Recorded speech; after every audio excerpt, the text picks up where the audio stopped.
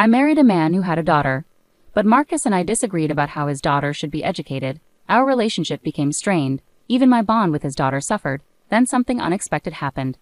Both my husband and his daughter started ignoring me. They wouldn't respond to my greetings or talk to me.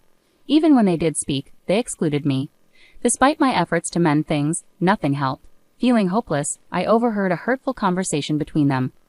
I couldn't bear being ignored like this forever, so I made the tough decision to leave home. Later, something unbelievable happened involving my husband and his daughter. My name is Mary, and I'm 30 years old. I work at an ID company. I've been married to Marcus for 2 years. He's 9 years older than me. We met through a friend and hit it off because of Marcus's kind and caring personality. My daughter Anna is 14 years old. The three of us live together in a condo. Anna isn't my biological daughter. She's Marcus's daughter from his previous marriage. Marcus and his ex-wife divorced when Anna was young because they were both busy with work. After the divorce, Marcus's ex-wife gave up custody of Anna and disappeared. Before Marcus and I got married, he told me about his divorce and that he had a child. I was hesitant to get involved because of this, but I decided to meet Anna anyway. Anna appeared to be a modern girl, dressed in stylish clothes, and was very cute. Nice to meet you. I'm Anna. Thank you for always taking care of Dad. Anna greeted me cheerfully, sensing my nervousness. Nice to meet you too. I'm Mary, I replied. Likewise. I'm grateful to Marcus, Anna continued. Oh my gosh, don't be so nervous. I wanted to chat with you too, Anna, I said, trying to relax. Anna didn't seem to mind Marcus and me dating. In fact, she seemed somewhat happy about it. Being without a mom has always made me feel lonely.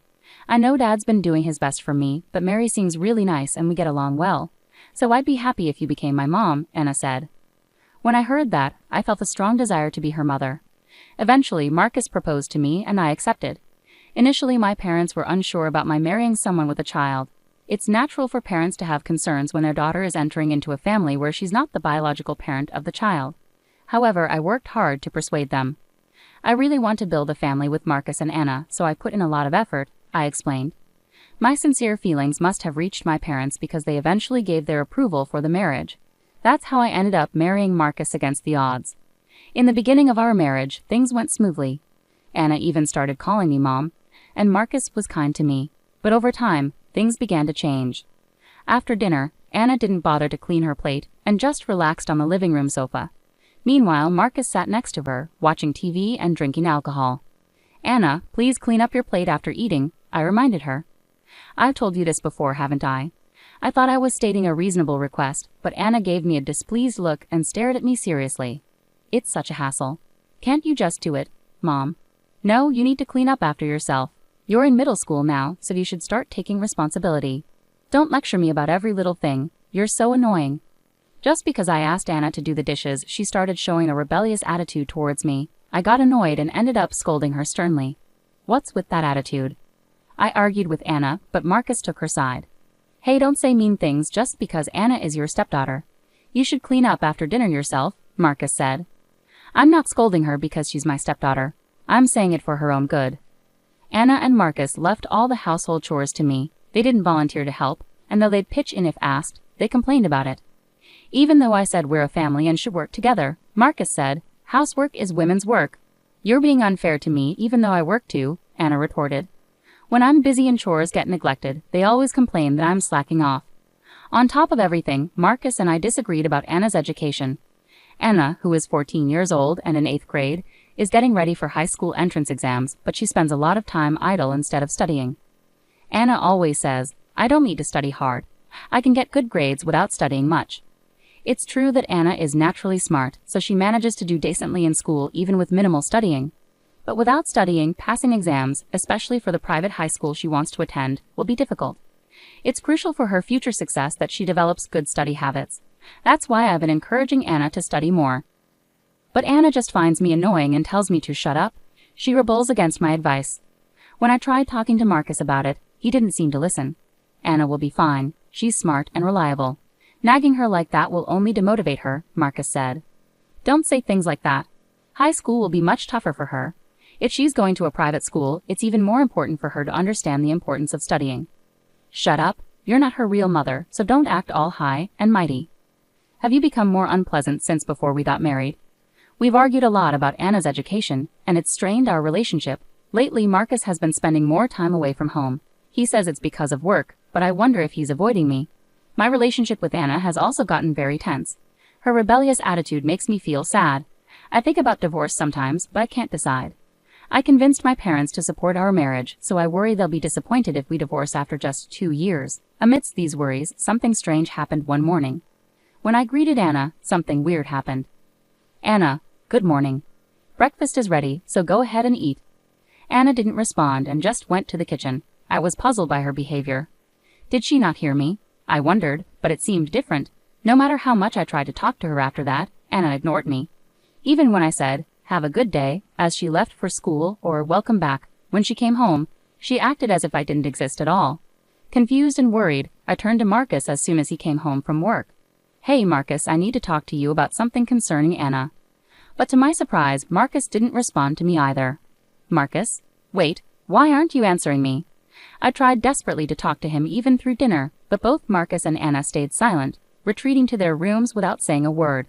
From that point on, they completely ignored me. No matter how hard I tried to engage with them, they wouldn't acknowledge me. Even when I tried to join their conversations, they acted as though I wasn't there. I took on all the household chores and tried to get their attention by making their favorite meals, but nothing seemed to work. Doing everything alone while also working slowly wore me down. On weekends, Marcus and Anna started going out to eat together more often, leaving me behind. Despite us being a family, I felt completely excluded, and it hurt me deeply. How did things come to this? There had been tension lately, but being treated like this was unbearable. I couldn't understand why they had suddenly started ignoring me. Every attempt I made to talk to them was met with silence, and it felt like my heart was breaking. Then one day, a phone call left me astonished. When I came home from work, Marcus and Anna were chatting. Anna said something that shocked me. "Mom is so naive, lol," making a disrespectful comment about me. She proudly said, "We ignored her on purpose, and it worked. Dad and I just acted like she wasn't there, and she ended up doing all the chores without a fuss.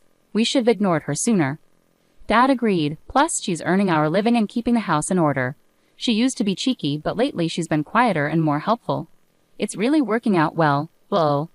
I'm starting high school soon and need money, so Mom will have to work harder. LOL. Life is so comfortable now that we're just ignoring her. LOL. Laughing loudly, my husband and daughter were having this conversation, joking about how she was originally hired as a housekeeper. When I overheard them, I lost my patience completely. I'll never forgive them. They'll both pay for this. The next morning, after getting ready, I greeted Marcus and Anna, but as usual, they ignored me. Anna even clicked her tongue. After they left, I packed my things and left the house. When I unexpectedly returned later that day, my family was surprised. But when they heard what had happened, they were supportive. "You can stay as long as you need," they assured me. My parents sympathized, saying, "It must have been so tough." Their concern made me want to cry. Despite urging my parents to accept Marcus in the first place, I expected blame, but they cared more about me than anything else. A few days later, Marcus called me in a panic while I was relaxing at my parents' house. When I answered, annoyed, he immediately started shouting, "Where the hell are you? How dare you, as a mother, gallivant around like this? Aren't you ashamed? Get back home right now." I couldn't believe he was yelling at me like this, especially after not hearing from him for so long. Fed up, I told him firmly, "No, Marcus, I'm not coming back. I'm divorcing you. I can't deal with you anymore." "What? What nonsense are you talking? Stop acting like a child just because I ignored you for a while. We're not getting divorced," he insisted, probably because he didn't want to lose the help around the house.